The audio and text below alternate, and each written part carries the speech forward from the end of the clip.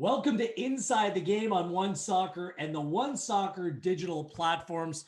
This is what makes it official right here. I am Gareth Wheeler, and this is episode 9. We're already here, our 5th week of programming during isolation right now during this global pandemic, but we continue to roll on, and I'm super excited about tonight's show and tonight's guest, because when conceptualizing what I wanted this show to be all about, this guy was top of mind. One of the first names, the first faces that was really atop of the list, because he's not only a Canadian, but he's really touched on all aspects of the game far and wide within this country and beyond.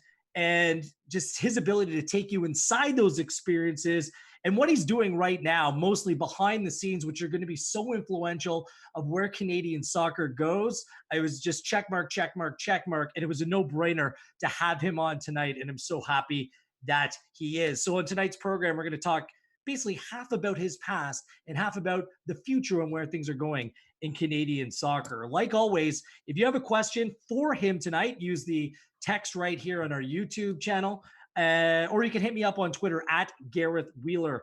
Just a reminder to subscribe to One Soccer on YouTube. Tell your friends, tell your family, help spread the word as we continue to bring you some really cool shows over the course of this isolation period. The Hangouts every Monday through Friday at 1, and Happy Hour with a focus on women's football Wednesday evenings at 5 p.m. Follow us across all of our digital platforms. All right, so tonight's guest, another Canadian Soccer Hall of Famer, and with very good reason as well. His career started in the great city of London, Ontario, a journey that would take him overseas, where he had a standout career, especially during his stops at Wigan, at Ipswich Town. The latter, he was just most recently inducted into the town's Hall of Fame, which is quite an honor considering that club's rich history. He was captain and one of the faces of our Canadian men's national team, including the celebration. You can't forget it. Match-winning goal against Colombia, 2000 Gold Cup, where it took maybe half his teammates to take the big man down. They did, as he scored right before the half. It speaks volumes that this man was the captain for our national team and the captain and the player of the year at Wigan, at Ipswich Town, even the captain at Dundee. It just speaks to his approach, the standard that he set playing the game, and what went on to make him so successful.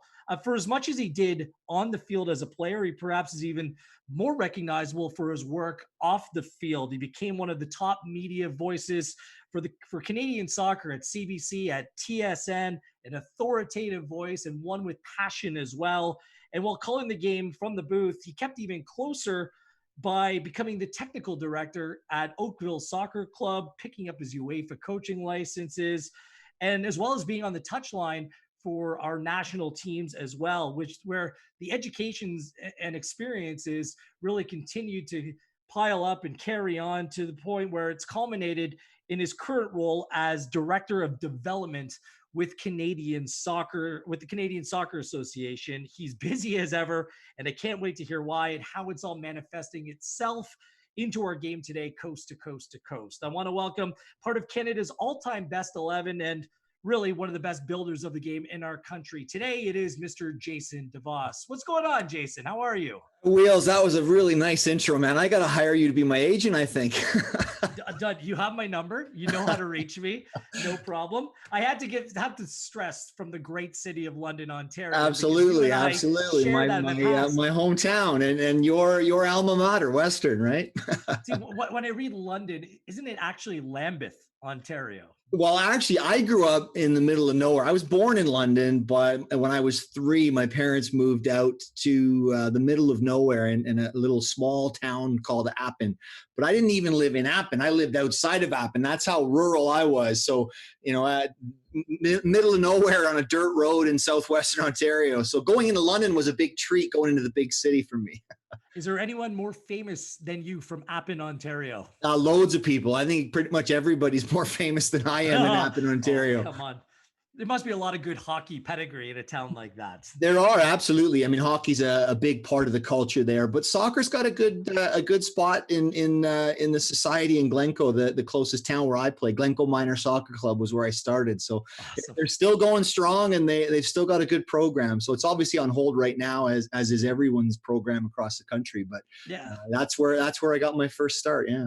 London, it's a great soccer city, great soccer area in southwestern Ontario. Look, you've gone from traveling the country, speaking to coaches, all to do with Canadian soccer development, but now you're stuck at home. How are things changed for you, Jason, in terms of this? Welcome to my world. This is where I live now.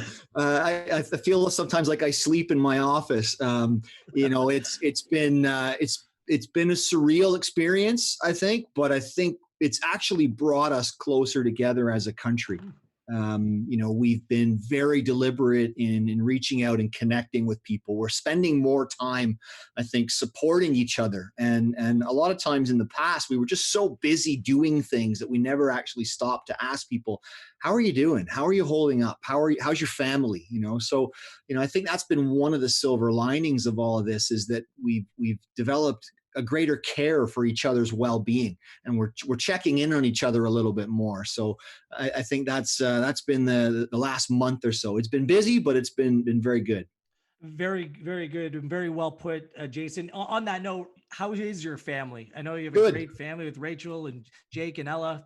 They're Busy great. as ever playing dad. The kids are good. The puppies are good. I've got two English labs. My wife is good. Everyone's good. We're just managing our way through this as everybody else is. And I'll ask you the same question. Your recent anniversary. Congratulations. Yeah, thank you. Everything's good at home. Everyone's okay. 4 years. My wife is wonderful. She's a very patient woman. Imagine being locked up with me for this length of time. My wife is the same. She puts up with a lot, for sure. That's what makes them keepers, Jason. Yes, That's it.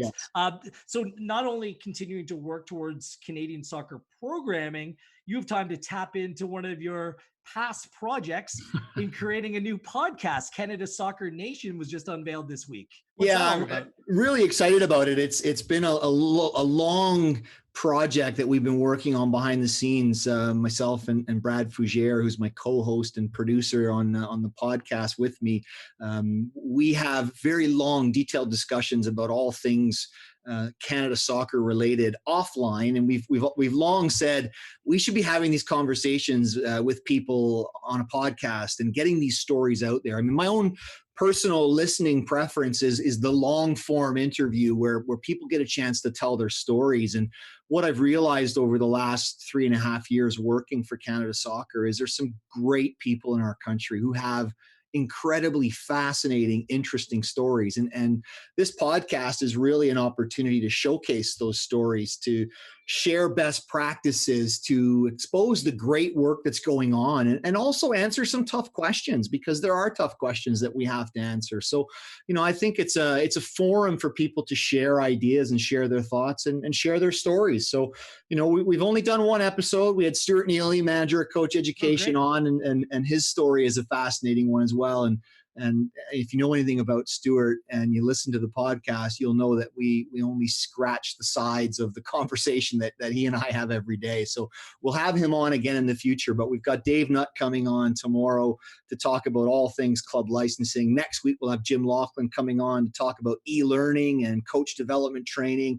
And then we'll go out to the communities across the country and we'll profile clubs and administrators, coaches, referees, match officials, administrators, everyone in the game who's working at the grassroots level to try and take it to another level. And it's with shows like this, Jason, that kind of weaves this Canadian soccer story together, isn't it? Because there's so many people that do so much work across this country, and oftentimes the positive light hasn't been shined on them. That's kind of the nature of this show as well. This is what we want to accomplish here as well. So kudos to you and Brad for kind of pushing this forward. Well, listen, I applaud you guys as well for the work that you're doing, telling these stories, because you're getting an inside look at the world of Canadian soccer, and without this type of a platform, it's very difficult for the average soccer fan or the average soccer stakeholder to get access to that kind of information. So, kudos to One Soccer for doing this and profiling the people working in the game.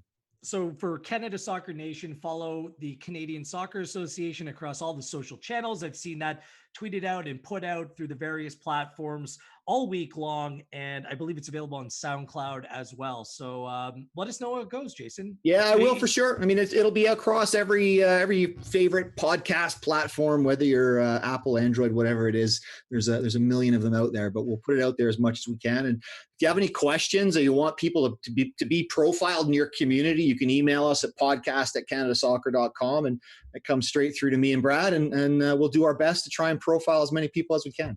It's perfect. And when you're walking around with your dogs, your labs in isolation, you listen Absolutely.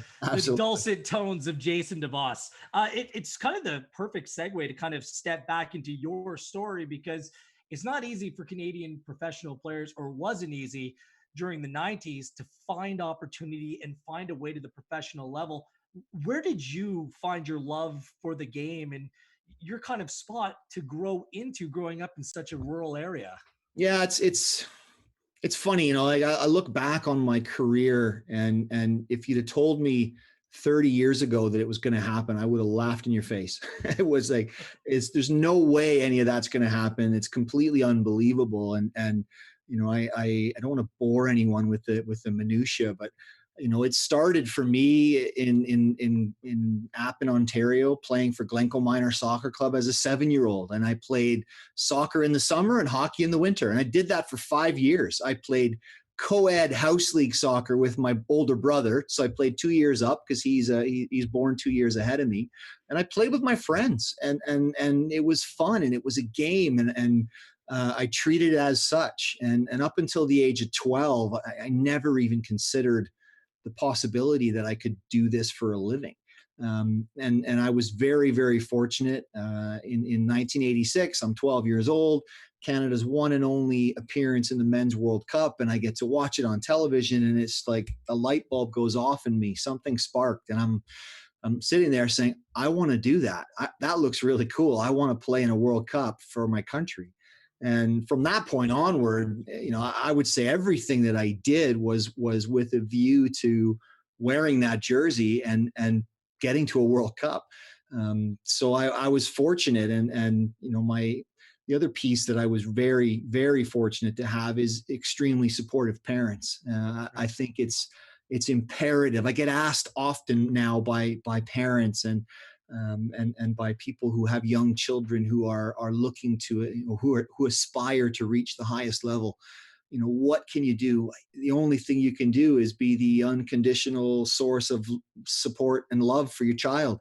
There's nothing that you can do to get your kid to the pros or get them to the national team, but you can take away that opportunity from them by pushing them too hard or pushing them in the wrong direction. So I was very lucky that I had very supportive parents who they picked me up when I was down, and they knocked me down when I needed to be as well, when my head got a little bit too big, which is prone to happen now and again.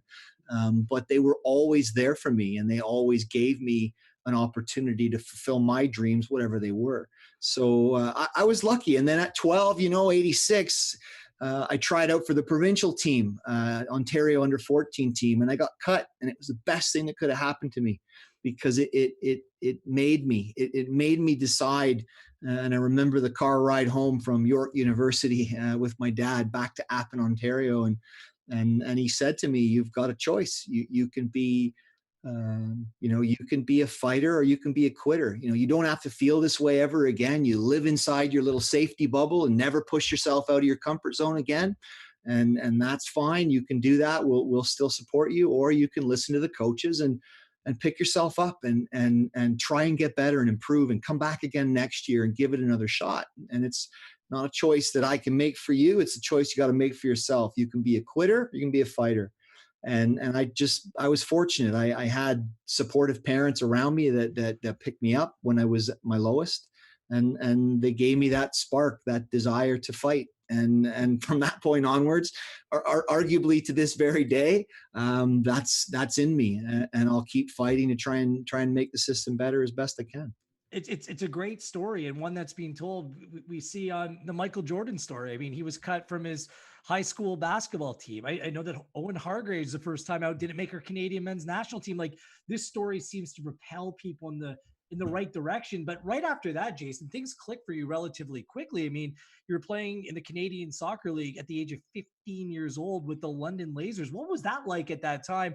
You were such a young player playing in a league where it's difficult to play, and even for experienced players. Yeah, I was very fortuitous, Wheels. I really was, because the Canadian Soccer League was there for me through absolutely crucial years of my development, from 16 to 18. Those 3 years, I grew so much as a player, and I always say to parents and coaches, you've got to give kids time on their own to develop into the player that they want to be or they can be. And you've got to guide them. That's your role. And I was lucky that I had parents that did that for me, and coaches that did that for me. People like Gary Miller, Ed McBride, Frank Dunleavy, Ray Clark. They guided me through the early stages of the provincial team program as a 13, 14, 15-year-old.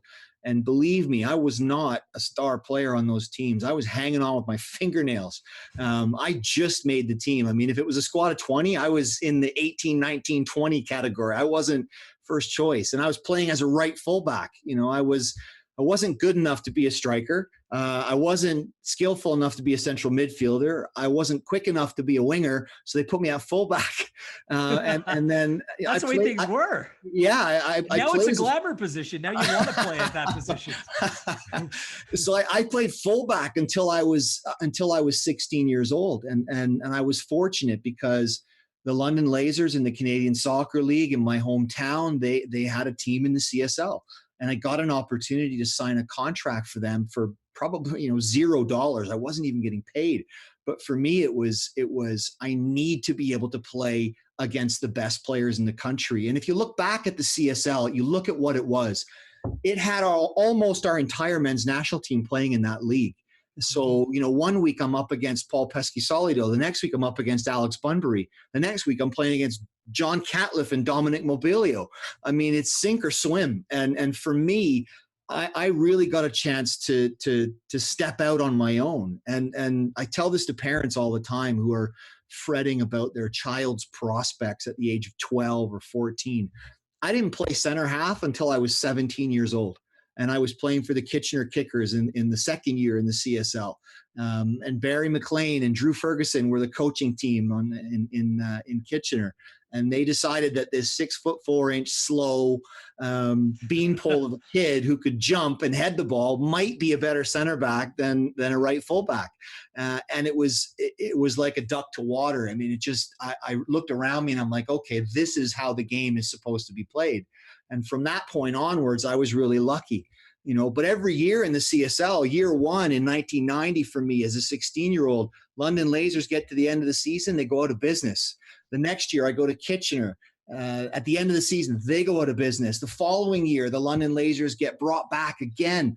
Paul James gets brought in as head coach, and we have some of our national under-20 team players on that squad. And it was a good group of players, and Paul was an excellent coach, and we really bonded, and we fought like crazy for each other. But at the end of that season, the whole league folded. Yeah. And I look at it and I go, wow, if I didn't have those 3 years of playing with and against the best in our country, I don't think I would have been able to take that next step. It's funny. There was all kinds of instability around that time with that league. As we know, it's so hard to make top flight football sustainable in this country. But now I just wonder, when you look at your experience in the CSL compared to what we just saw in year one of the Canadian Premier League, I mean, it's, almost 30 years later. What's going through your head, Jason? Is this just, to you, this must be a necessary pathway for so many young players? I think so, Gareth, because players develop at different rates. Not everybody is the standout 16-year-old. Not everybody is the standout 18, 20-year-old, 22-year-old.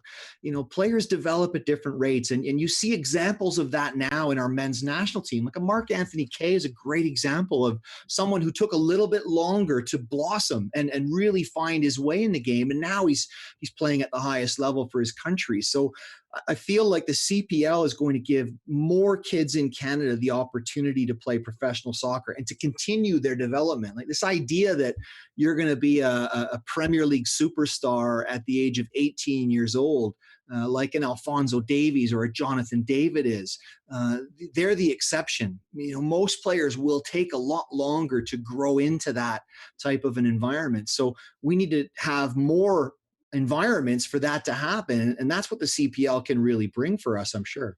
And at the same time, I mean, we had Mark DeSantos, head coach of Vancouver Whitecaps, on last week. And I mean, he's so well versed in playing in lower division football across North America. But if you streamline things the right way, then it probably will make for a much more consistent environment for players to find success.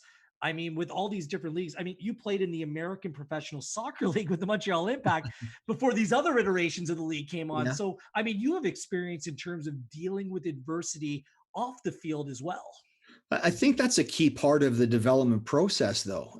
And that's the challenge that I find with our development system is young players need to have obstacles to overcome. You can't snowplow all the obstacles out of their way and give them this nice smooth pathway, because then they don't learn how to deal with adversity. They don't have any resiliency. When you go into Azteca Stadium and you concede a goal in the first 10 minutes, boy, you got to dig down deep and find something within you to fight back. And if you haven't ever overcome obstacles in the past, it's very difficult to muster that at the age of 25 or 26.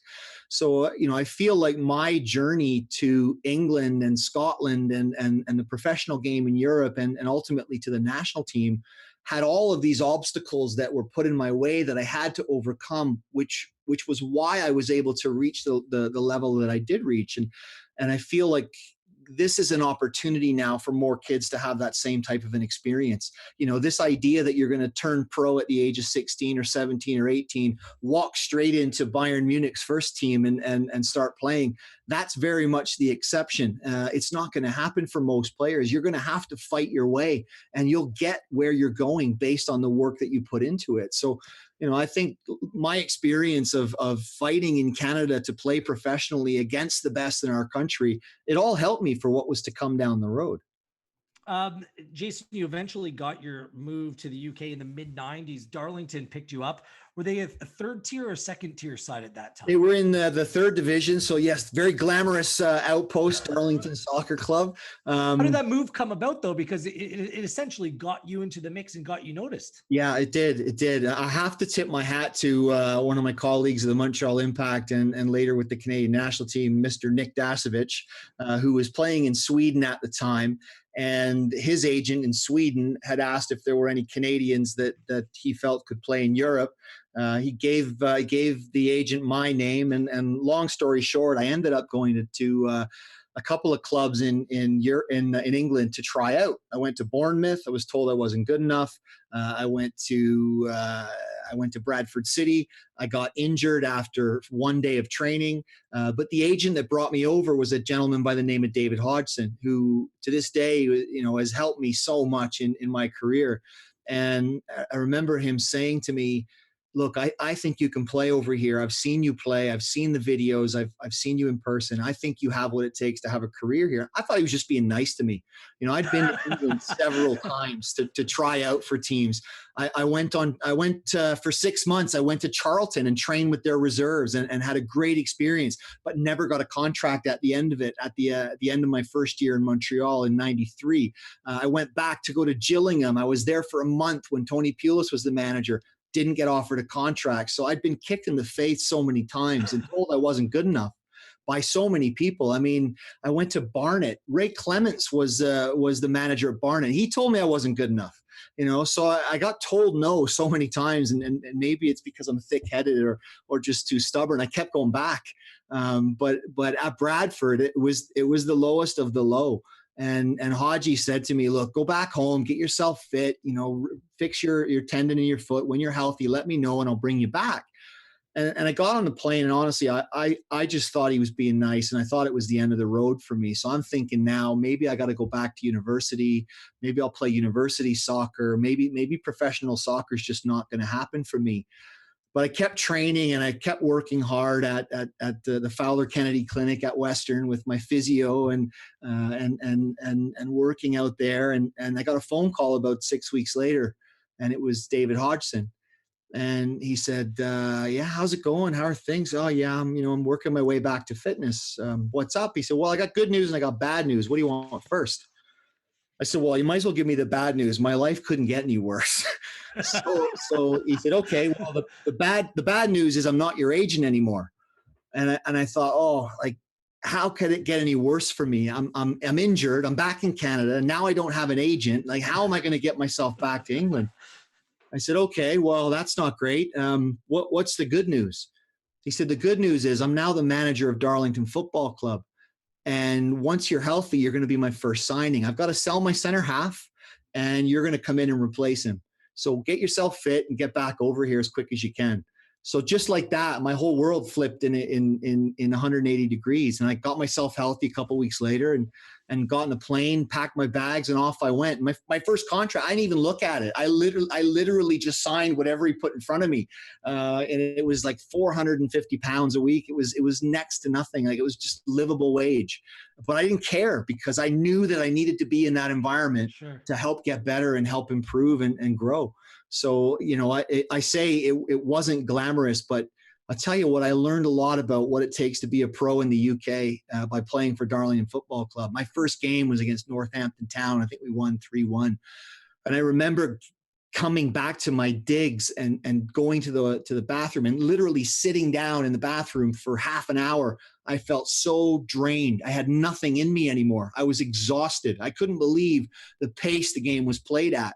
And that was in the third division. So, it was sink or swim time. And I was lucky because I had good people around me. I mean, Haji did so much for me to keep me on the right track and keep me going. And in the end, it worked out for me.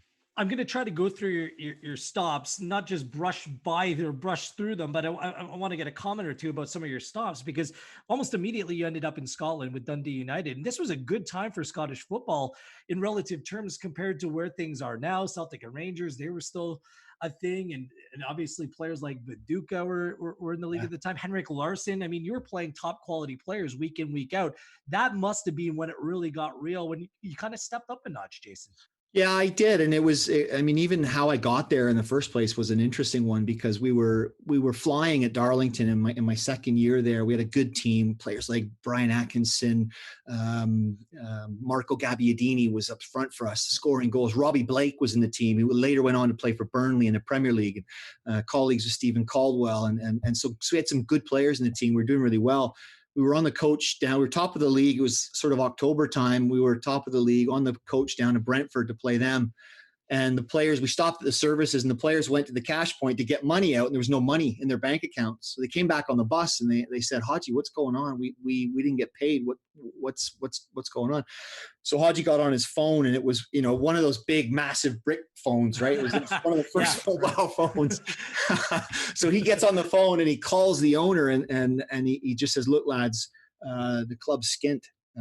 The club has no money, and they weren't able to pay your wages this week. So we went down to Brentford, got turned over, lost the game, got back on the coach, and drove back up to Darlington. And I went in to see Haji the next day, and he said to me, look, I have to sell you or the club's going to go out of business.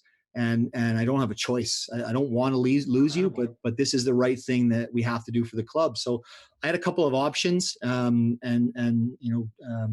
examined them all, and I looked at how it was going to help me get better. Because I'm at this point, I'm sort of 24 years old, but I'm still a baby in terms of my apprenticeship in professional football in Europe. I had no idea really what it took to play at the highest level. So I took the train with my wife up to Dundee United, and I was picked up at the station by Paul Sturrock. And it was funny because it was beautiful. It was sunny and it was gorgeous. And we're looking around, my wife and I are going, this is actually quite nice. It's not bad. It's like, don't get used to it. Listen, no.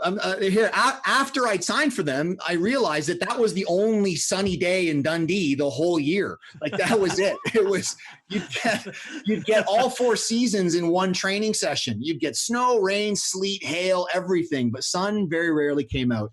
But the reason I went to Dundee United was because when I got off the train with my wife, the first thing that Paul Sturrock said to me was, we think you can be a good player. You're very raw and you've got a lot to learn, but we want to help you improve and get better. We think we can help you become a good player. And I look at the coaching staff. Paul Sturrock, in his own right, is a phenomenal coach.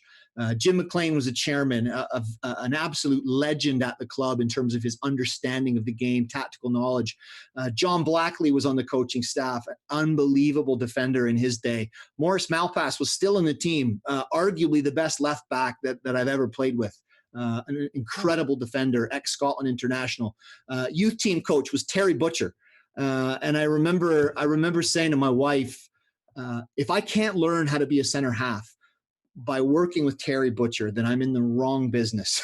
So I went there to learn, and I had 3 great years at Dundee United. I learned so much in a short period of time. It was like, you're just soaking it up. And the SPL, Rangers and Celtic were both neck and neck at the top, but the other clubs as well. Aberdeen had a strong team. Hearts had a strong team. Dundee United had a good team at the time when I arrived. So it was a very competitive league, and I learned so much through that period of my life. Down to England, I believe it was 500,000 that Dave Whelan paid to bring you to Wigan. Obviously, a club at that time with ambition to take the team up, and it did culminate with Wigan Athletic making it all the way to the Premier League. Did he really have to sell you on that vision to make that move? Because you had some really good years, gaining promotion with Wigan Athletic as well, playing a lot of football along the way, Jason. Yeah, it was more Paul Jewell. Paul Jewell. Yeah, Paul really sold me on what he was trying to do there, and Paul has a phenomenal eye for players. I mean, he built that Wigan team that went from the old First Division to the Championship to the Premier League, and every player that he signed, had an impact for the club. Players like Lee McCulloch, Jimmy Bullard, Jason Roberts, Nathan Ellington, John Filan, Matt Jackson, like they all went on to play for Wigan in the Premier League, and good players, good teammates, a really good bond of a group of players. But it was Paul that sold me on it. And Paul had tried to sign me when he was manager at Sheffield Wednesday in the Premier League, and I was at Dundee United, and it never happened. That was my first realization that football is a business, and I learned a lot about the industry through that process. I was maybe a little bit naive about that side of the game. But, when Paul came calling the second time, I knew that I had to get back to England if I wanted to get to the highest level and obviously continue my career with Canada and play at the highest level with my national team. So I took a chance and we went down there, and it was a phenomenal experience. It really was. I thoroughly enjoyed my time there. But again, you talk about the business side of football. We won the old First Division at a canter, and I had 1 more year left on my contract at that time, and I'd just been captain the team to the championship and the celebrations. It was phenomenal. And player of the year as well. Yeah, so. I mean, I had a very successful year personally, and it was really the team that carried us to that position, and the guys did a great job. And I remember doing contract negotiations at the end of the year, and I was offered a pay cut. And I just couldn't believe it. I remember looking across the table at Paul, and Paul kind of just shook his head. He said, "Jason, don't sign it." He says, "Look, there's a period of uncertainty. We're going in the championship. We don't know how that's going to go, but just don't sign it, and go and prove to the chairman that you're capable of playing at that level and that you deserve what you deserve. So don't sign it." And Paul was good to me that way. So I didn't sign it. And we went down to play Millwall, first game of the year. I jumped up for a header. I landed, and I felt the bone in my foot snap. I'd had serious foot injuries in my time at Wigan. I missed a significant portion of time, even in our championship season. But I broke a bone, and I was out for 4 months. And you're in your last year of your contract, and you're obviously concerned as a pro player, because that's your livelihood. That's how you support your family. And I remember, getting back in the team, having a good season, competing and being very close to the playoffs. In our first year, we lost to West Ham, my nemesis. Yeah, no kidding.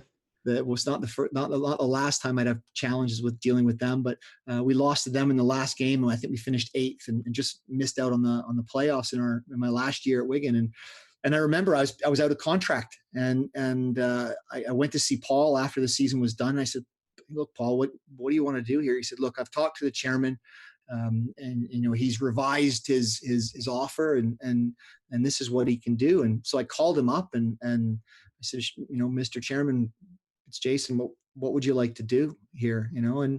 And he took a hard line, and I said, "Look, I'll be honest with you. I don't feel that you're treating me fairly, and I would rather play for less money somewhere else where I'm actually respected for what I've done."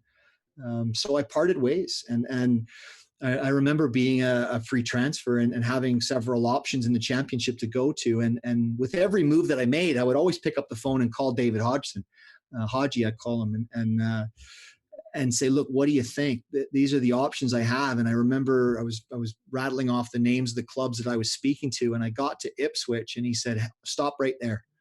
He said, if you're talking to Ipswich, get in your car right now and drive to Ipswich. Joe Royal was the manager at the time.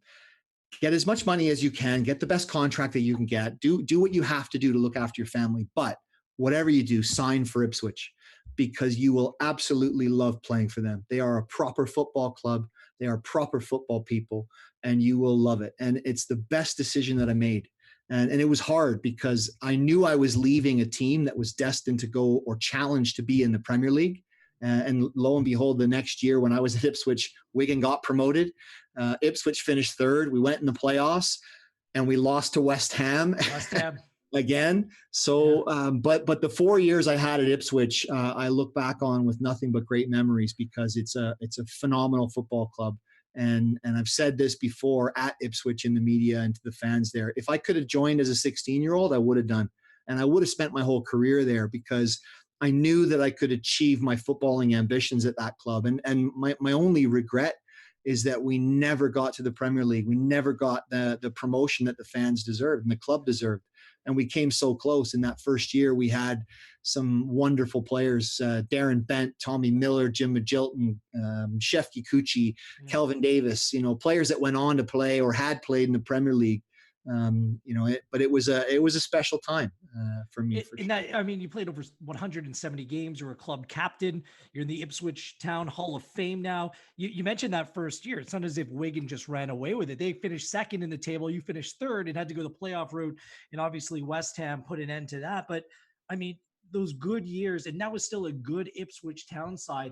It must pain you to a certain degree to see them in first division now, mid-table side. Like, how much do you watch from afar and just think to yourself what could have been with that group and how close you guys were when you were there? Yeah, it's hard, and it still hurts. It's one of the first results, if not the first result, that I look for. All of my former clubs, I always want to see how they're doing. And I was back in Ipswich a few years back with my kids, and like I show up there and I feel like I'm home.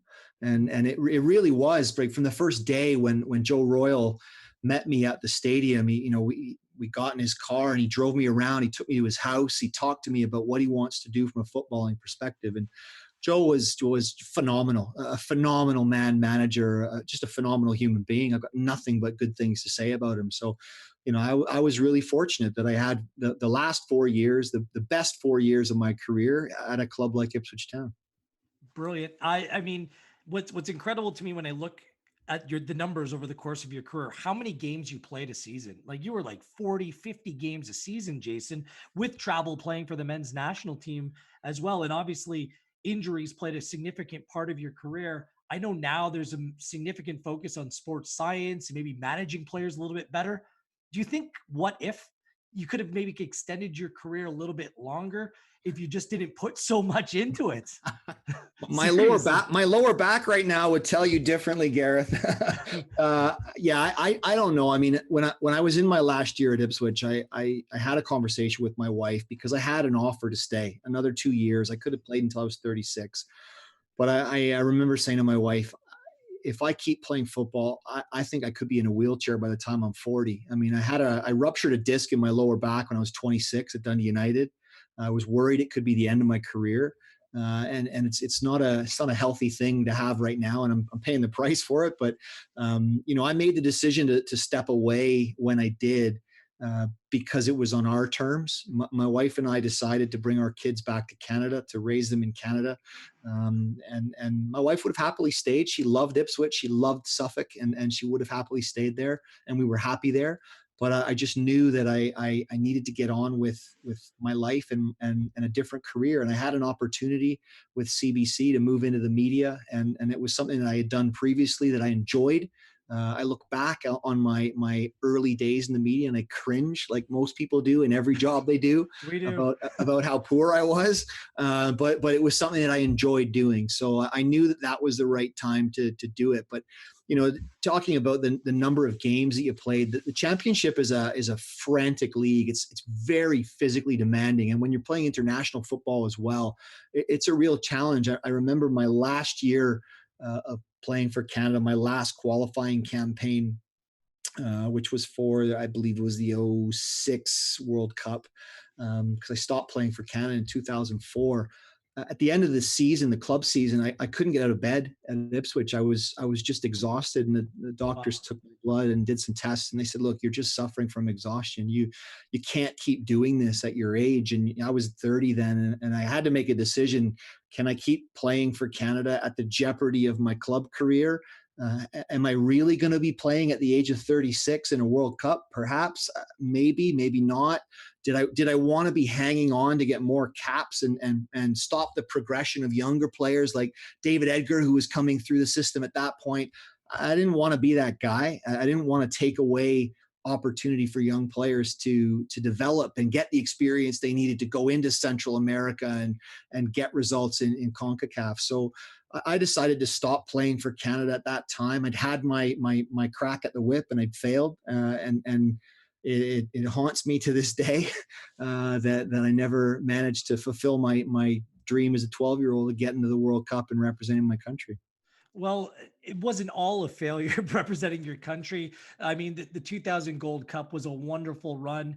Uh, you, as captain of the team, played a significant part of that group, achieving something that no one gave you a chance. Mm. When you look back on the goals scored against Colombia on that ride, I mean, at one point when you look back at your career, there might be that sense, like you kind of expressed right there, of unfulfilled promise, but at least you had that moment, right? Yeah, and winning the Gold Cup in 2000 will forever be the highlight of my career playing for my country. I look back on the final against Colombia, and there was no pressure on us at all. There was nothing. We knew because of the way the tournament was structured that we had already qualified for the Confederations Cup because we were the last team from CONCACAF. We played Colombia in the final, who were an invited team, so they couldn't represent CONCACAF in the Confederations Cup. And I just remember saying to the guys before the tournament or before the final, like, there's no pressure on us, guys. Let's go and play. Let's have fun. And to this day, it was the most enjoyable game I've ever played for Canada. And the goal, it's funny, you look back on the goal. I don't think the goalkeeper is gonna cover himself with any glory No, on his no. attempt. I mean, it was pretty weak.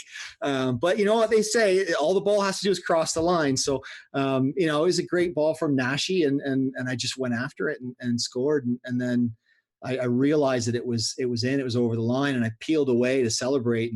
And I wasn't quick. I was probably the slowest player on every field I played on.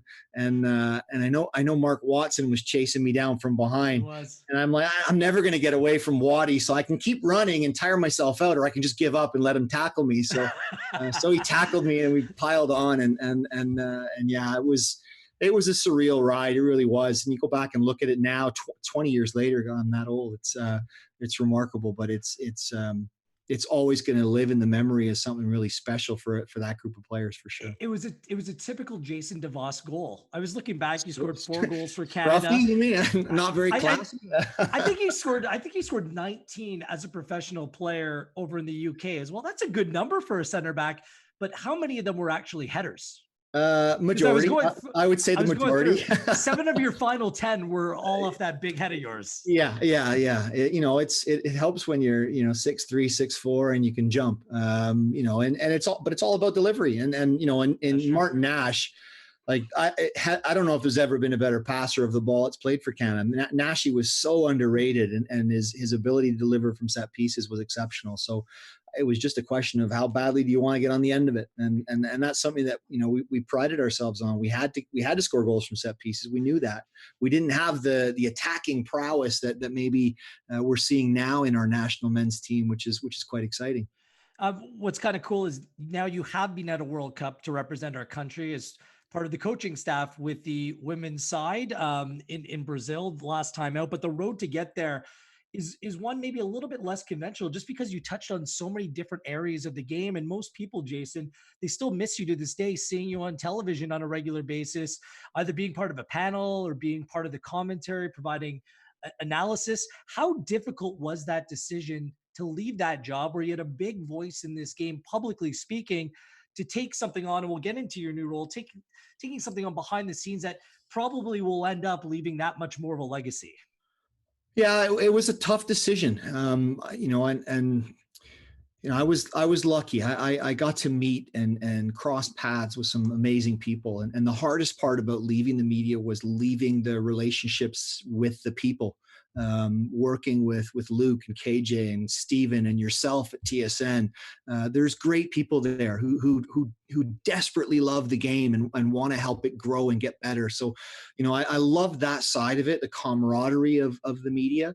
But I was, over the years, I was growing more and more frustrated about having a voice in the media and not really seeing anything changing, and feeling that sense of frustration. And when this job was posted, I remember having a conversation with my wife about it and saying, look, every career decision I'd made to that point, I'd kind of made myself, because it was about football. And I had said to my wife, I'm not going to make this decision, something so big for us, for our family, without your consent and your input. I want to know what you think about this, but I don't think I can talk about fixing football in our country anymore if I don't try and do this job. I'll just be a fraud. I'll be the guy that has all the answers on TV, who's never got his hands dirty, and that was never willing to step out of his comfort zone and risk and be vulnerable.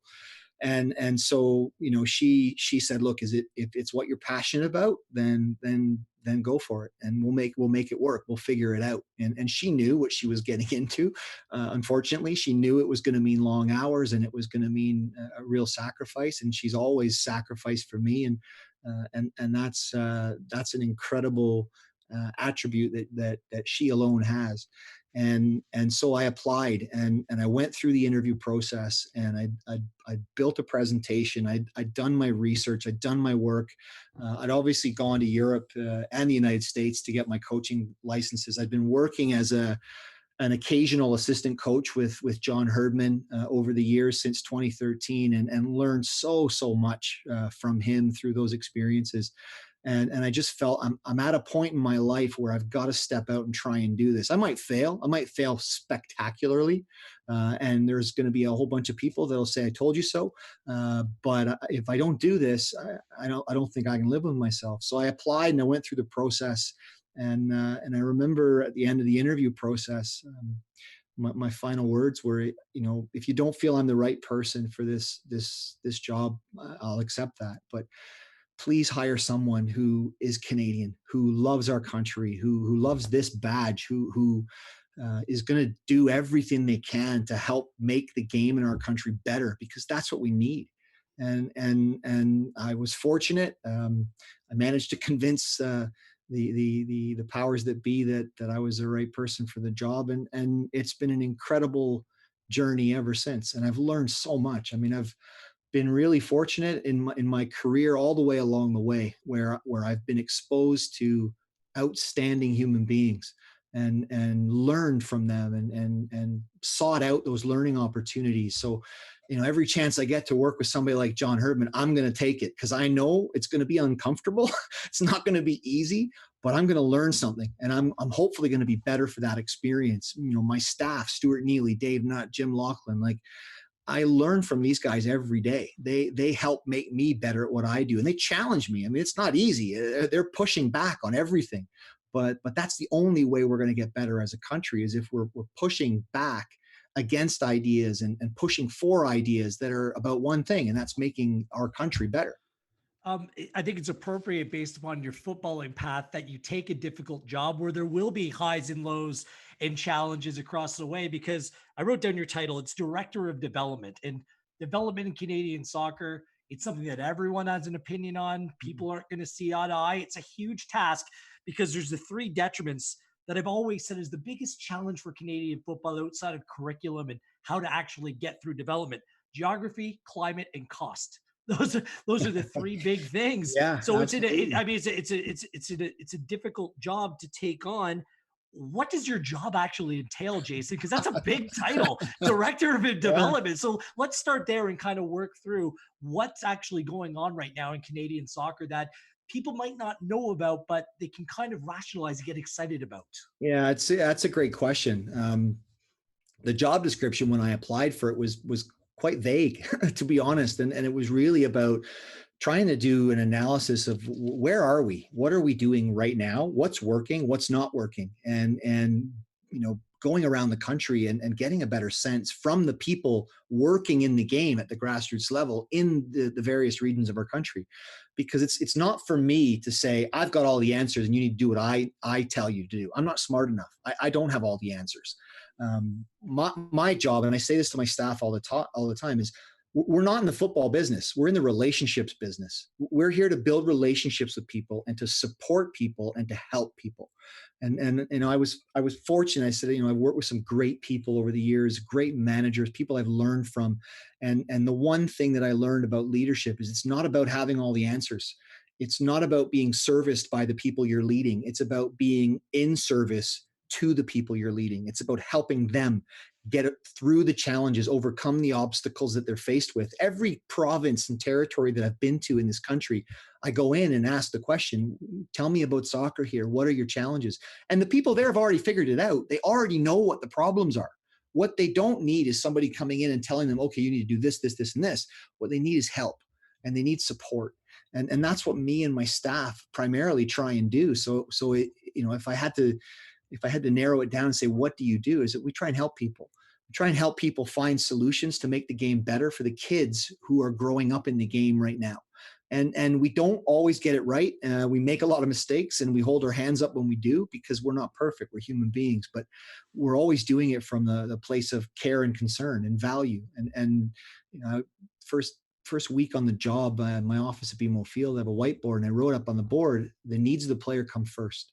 And I say that to people in presentations across the country all the time. If we're making decisions that are not supporting the needs of the player, they're probably the wrong decisions. And the thing about football that is great is there's passion. People are passionate, right?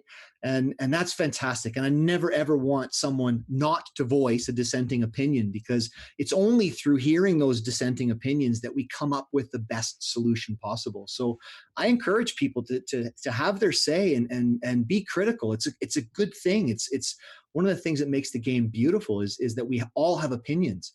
But what I would ask people is let's do this together. So if you're going to be critical, let's sit down and let's have a chat about it. Let's talk about why you think it needs to be different and how you can help be part of the solution. I mean, the easiest thing in the world is to criticize other people and other work that's being done. It's a very difficult thing to criticize and then propose a solution and then work together with other people to try and create a better system for our kids than the one that we had to fight through when we were younger.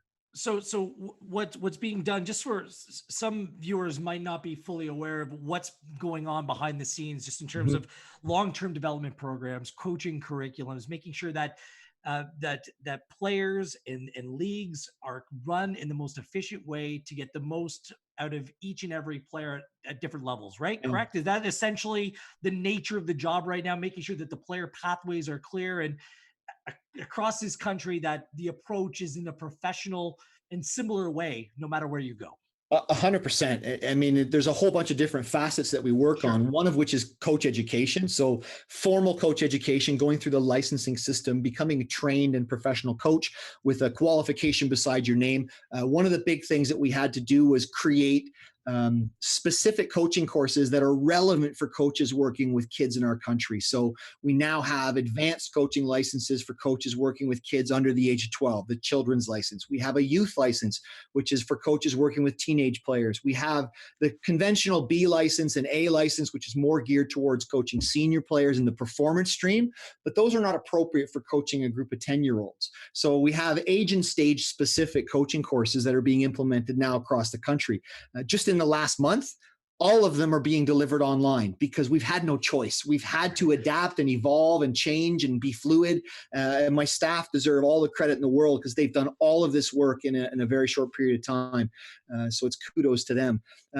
Club licensing is another program that I'm really proud of, the work that's being done there. It's being led by Dave Nutt, who if you've never met him, is arguably the nicest person in football. I always say to Dave, when you finish with this club licensing thing, I'm going to send you to the Middle East and solve that problem, because you've got that way of being able to give people bad news or good news and make them feel good about it. So he's leading the charge across that. And what the club licensing program is, it's not about differentiating clubs or judging clubs, it's about helping them. It's about giving them a free audit or analysis of their programming, where they're at right now, and then helping them to get better and reach the level of programming that they want to aspire to. So, it's connected to the pro club licensing system that we've adopted from CONCACAF and FIFA. So there's a connection there between grassroots and the professional game. Those are the two primary areas that we're working, but we're also working with the provincial and territorial member associations on creating better competition environments. We often put the outcome ahead of the process in grassroots football, and all of the research in player development, in skill acquisition, in talent development talks about the process being more important than the outcome. So it doesn't matter who wins the under 12 World Cup. There is no under 12 World Cup. What matters is that your kids fall in love with football and they keep coming back year after year to play again, because that's what they need to develop on an ongoing basis. It's interesting because that's probably what you hear about just as much as anything from the general public, because it's one of those talk radio show topics. What, they're not keeping score in kids soccer? We're giving out participation ribbon. You probably heard that so many times. Yeah. I mean, here's the thing, Wheels. Kids keep score. They know what the score is. But here's what we need to stop doing. We need to stop judging them based on the score of their game. We need to stop limiting their opportunities to develop because of the score of the game. Because I guarantee you, by the time the kids get in the parking lot, they don't care anymore. It doesn't matter to them. They figured it out. So I always say to the adults that I speak to, because it's primarily adults that we work with, we need to take a step back and think about what our kids need. And if we can give them what they need, which is to fall in love with the football and love playing the game, they're going to stay involved and they're going to get better. And then we need to have opportunities for them to go into great environments, whether it's to a pro club academy, whether it's to a national team, a Rex program, an Excel center, and to be having those opportunities of exposure. That's what we need to facilitate. So we keep more kids engaged for a longer period of time in the best environment possible. That's going to have a good outcome for us. We have about 6 or 7 more minutes. I want to ask you about that, because one of the goals of developing players maybe in a little bit of a different way, with a focus on skill and technique, which anyone would completely be on board with it. It's well taken. At the same time, now we've seen just over recent years, players that maybe haven't been part of this long-term development program, like Alphonso Davies and Jonathan David, exceptionally talented young players. And a lot of skill and talent is being developed within our academy structure within this country. So how important is it, based upon the progress that you've seen over the last 4 years since you've been in the job, Jason, in terms of, are we developing more skillful players, or will it take some time to really determine kind of the merits of what is being implemented? Yeah, it's interesting. It's a good question, Gareth. And I think, the message that I always give people is this is a long-term process. And, you look at those two examples, Alfonso and Jonathan, great examples. Jesse Fleming is another one on the women's side that we could talk about. Do you know why they're at the level that they're at? One of the primary reasons, they love to play football. They absolutely love it. You ask the national team coaches, one of the hardest tasks is getting the players off the field in a training session to manage their load because they just love to play. So then you go back and you look at it, you try and reverse engineer. What was their childhood experience like? What did they do? Where did they play? It wasn't about who they played for or which team they were on or which tournaments they won or which competitions they went into. It's what was the experience like for them? They fell in love with the game at some point. And why did they fall in love with the game? Because it was fun. That was the most important thing for them. So we need to be able to facilitate more of those types of experiences and environments for kids where they fall in love with the game. And every kid's going to be different. That's the other piece too, is, my own journey through football is a testament to that. I didn't play center half till I was 17 years old. If I was a kid now in our pro club environment system, I wouldn't have had a career, because I would have been weeded out as not good enough at the age of 12 or 13 or 14, never would have been given the opportunity to find my way through the game. And I would have quit and gone in a different direction. So I look at that and I think, how many kids are we losing because we're early specializing them way too soon? We're not giving them the opportunity to be kids, to play with their friends, to play other sports. You look at all the research on professional athletes at the highest level of football. The overwhelming consensus is that multi-sport athletes have a far better chance of reaching an elite level of sport than those who specialize pre-puberty. So if you think that your 8 or 9 or 10 or 12-year-old should be playing football every day, all day for 10 hours a day, and that's going to get them to the national team, it's not. It's going to burn them out, and it's going to make football feel like a job to them. So it's really about finding that balance. You have to have quality contacts. Absolutely. You have to have quality time on the ball. But you also have to let kids be kids and let them develop on their own time and take that into consideration, because they're all different and they're all going to grow and develop on their own rate. What's really interesting for me is, like, at the club level growing up, and you were part of it as well, Jason, you kind of didn't know which club to play for and in which league, but now things are much more streamlined where where the top clubs are playing. And if you are an exceptional player with ambition to go on and do something. For example, in Ontario, you play in the OPDL. I just wonder how that process is worked out for you, because one of the biggest challenges over the years was, well, this club coach thinks they know how to do things better than that club coach. And I'm sure people, feathers have been ruffled along the way, but how has that process gone for you? And are we seeing a better quality of football at that all important age group? It's a challenge because there's a lot of noise in grassroots soccer where different agendas have conflicting opinions. Yes. And so, there doesn't appear to be a great consensus over this is the environment that you should be in. And now we're obviously trying to educate people about why those environments are better for the children, because they're taking a holistic approach. They have trained coaches, they have good facilities, they have good infrastructure. But ultimately, we need all of our better players, more promising players, to move into those environments, to want to be against the better players. And I think that's a challenge, because it can't ever be a definitive line in the sand. There has to be opportunity within a club environment for kids to progress at a rate that's their own determination, rather than saying, okay, we're going to have tryouts this week and we're going to pick the best 16 kids and they're going to get the opportunity to develop and no one else is. It needs to be an ongoing process for everyone. And I feel like there's this race that we're fighting against, where conflicting information that isn't in the player's best interest is being put across the bow of the parents, and the parents are just confused. And I've said this countless times in presentations. Parents all want the same thing.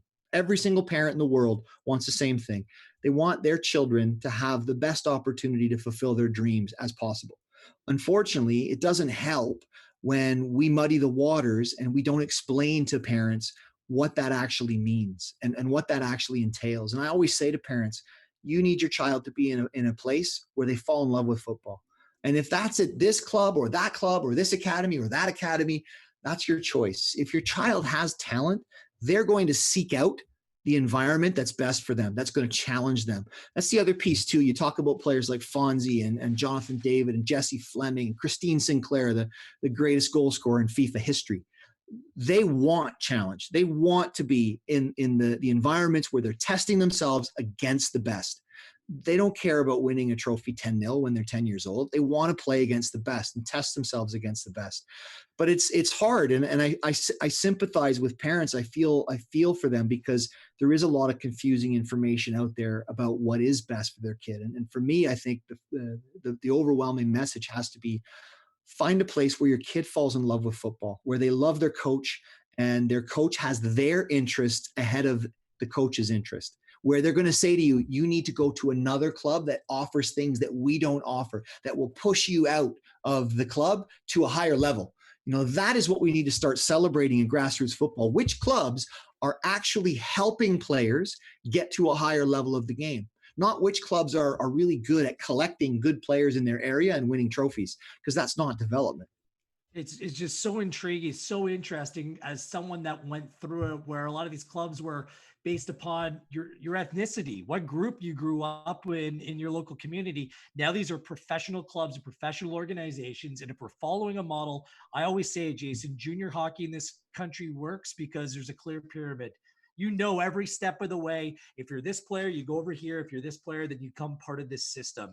And if you make sure that the waters are not muddy, they are as clear as possible, you'll find progress. So are you finding progress right now? Are things moving in the right direction and at a rate that you'd like to see? I don't know if I'll ever be happy, Gareth.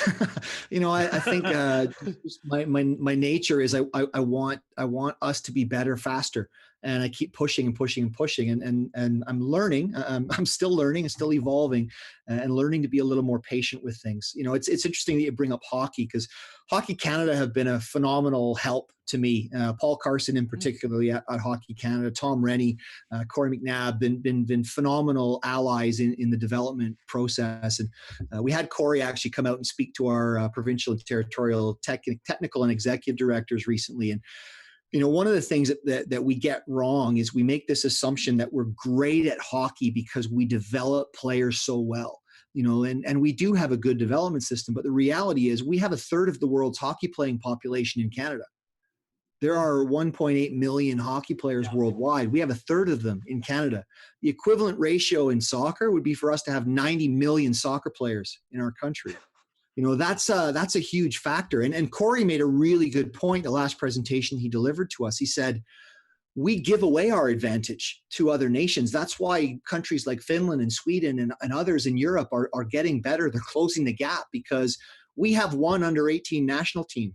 They have one under 18 national team. We could have 10 under 18 national teams. We've got that many players who are still developing through their teenage years. And if we could find a way to offer better opportunity to more players, I think we would strengthen our grasp as the hockey nation that dominates the world. So it's interesting when you look at that perspective. And I go back to one of the tenets that I learned from one of my colleagues in Sweden, Mark O'Sullivan, who's a good friend of mine. He said, as many as possible for as long as possible in the best environment possible. And that's what we're trying to do in grassroots soccer in our country. We want as many kids as possible playing for as long as possible in the best club or academy environment possible. And we have to support the clubs and academies to create those environments and then give them competition structures that put the needs of the player first. And if we do that, we're going to see rapid progress. We're going to see more kids falling in love with the game, staying in the game, developing in the game, and reaching higher levels of the sport. Well said. I'm amazed at the work that's already being done and what continues to be done by the people at Canada Soccer, the local clubs across this country. If any of our viewers want more information, go to Canada Soccer website, use their digital channels. There's webinars, there's all kinds of resources to learn more to what actually is going on. And like Jason said, everyone might not agree, but the rationale behind the decision-making process, it's difficult to argue with what's going on and what I believe is actual progress being made across the board in Canadian soccer. Before I let you run, I gotta get you to look ahead because we spent a special night at BMO Field uh, last fall where Canada beat the United States. You're on the bench. When it cut to the celebration shot, there's you jumping around like a school. It was brilliant scenes. And what people in this country want is more moments like that. We're building towards 2026. That's a date everyone has circled in this country for Canadian soccer. Where do you foresee this long-term development come into play here? Where can you envision Canadian soccer going in the not so distant future in the build up to 2026? Yeah, it's a great question, and I wish I had a crystal ball and I could tell you what it's Me going to too. look like. All I know is I'm incredibly excited about the work that's being done. I look at the two leads of our men's and women's Excel programs, John Herman and Kenneth Heinemuller. Um, Great human beings first and foremost, passionate, dedicated, driven to help Canada reach the podium and get to the top. And that is something that in my career as a player maybe wasn't in place. I always used to think that we weren't good enough to qualify for the World Cup, and I've since learned through working with people like John and Kenneth that it wasn't that. The talent's always been there. It's we weren't professional enough as players, as a collective. We weren't prepared well enough. We didn't prepare ourselves well enough. And I look at where we're at now, and the best compliment that I could pay to both John and Kenneth is, I wish I was 20 years younger. I really do. I wish I could pull on the jersey as a player now and be in that environment and push to get everyone to the next level. Because I look at the players that are there now on the men's and the women's side, and man, there's some great Canadians there. They really are. They're going to leave a legacy behind for the next generation that has never been seen before. And you talk about players playing at the very highest level of the sport in Europe and for their national team. That night at BMO Field, beating the U.S. was incredible. It really was. And just to be close to it, to be near it was makes the goosebumps stand up on your arms. And more of that's to come. This is what galvanizing a country will do. You see the passion that the players have. Well, if we can have that same passion in the stands, and people can be proud of our men's program the way they're proud of our women's program, and we can bring success to Canadians. Canadians will support football. Canadians love football, but we've never, on the men's side, we've never given them anything to really cheer about outside of 1986. And that's a long time ago. It's a long time. And now I see what we have, and I see the people leading our program, what they're doing, the work they're doing, how hard they're working behind the scenes to bring the program to another level. It's exciting. It really is. And I just urge everyone, get behind the program, get behind the men and the women, the players, support them, support the Canadian flag, support this logo. It makes a massive difference. And you see it in the faces of the players when they win a game at home. It makes a big difference. Moments do wonders, like a Devos goal against Colombia, or what happened in London to our women's program, or winning a bronze medal in Brazil as well. Those are what make people like you tick. And that's what kind of keeps us going as we wait to come out of isolation and wait for football to be played again. Listen, you're a Canadian Soccer Hall of Famer. This was a Hall of Fame performance here tonight. Jason Devos, I cannot thank you enough for joining us. Congratulations on all your successes, and good luck moving forward as Director of Development. We encourage all of you to listen to his podcast, Canada Nation Soccer. And of course, follow him on Twitter if you want. You can bug him at Jason Devos. I'm not on that much anymore. I'm not sure if Jason Neither am I. I don't have time. There you go. Jason, thanks so much for this. This is great catching up this way. Once this is all done, we're due for a lunch or something like that. No kidding. So just a few. Gareth, we'll have you on the podcast and we can talk about your soccer career at Western and everything that you're doing in the game. It'll be a much shorter podcast. Thanks, Jason. Thanks for this. Much appreciated. Thanks, Wheels. Talk to you soon, pal. And thanks to Richard Scott at Canada Soccer for helping out making arrangements. And I want to thank my producer, David. I want to thank Armin and Kurt and everyone at One Soccer, and for you for tuning in tonight as well. Remember to subscribe to us on YouTube at One Soccer. Coming up next, Pacific versus Valor. It was Pacific's home opener for that club on the West Coast. So we're going to go to West Hills Stadium next. On next week's program, we're going south of the border. Arguably the greatest American player of all time, Landon Donovan's going to join us here on Inside the Game. We'll welcome in the enemy, and we'll put those rumors to bed. Should he be playing for Canada all along anyways? That's coming up next week. Enjoy your weekend, Canada. And remember, stay home and stay safe.